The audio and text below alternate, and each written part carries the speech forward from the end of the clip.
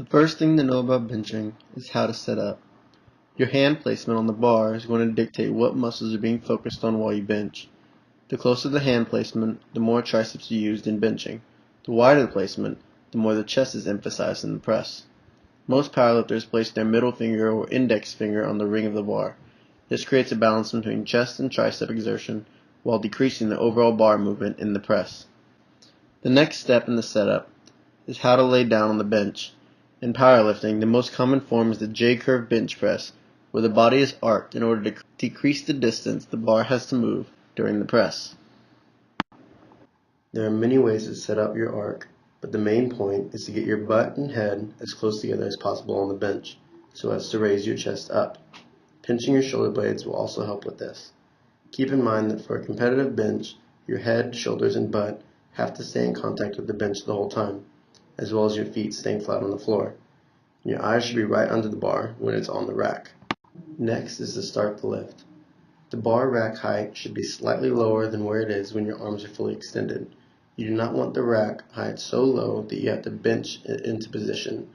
When holding the bar in your hand, you want your wrists to be tight. They should continue to stay straight throughout the whole lift. Letting your wrist bend backwards can cause wrist problems later. Before bringing the bar to your chest, inhale and enlarge your rib cage.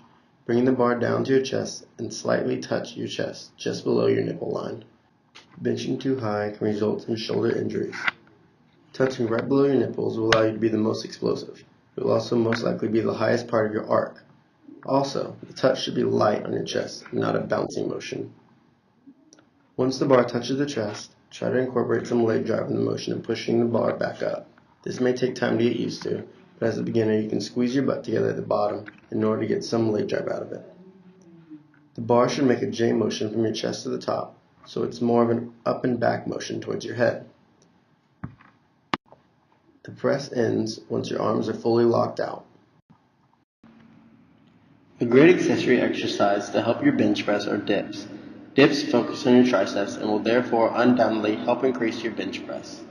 The setup is very easy. Once you find a dipping station, grab the bars just outside shoulder width with your palms facing towards your body. It may be easier to keep your balance if you bend at the knees and lock your legs together, but it is not necessary to complete the exercise. The movement is simple. Start by leaning slightly forward, bending at the elbow. Go down until your arms are just about parallel with the floor. Then, go back up until the arms are fully extended with your elbows locked out. And that's how you bench press and perform dips.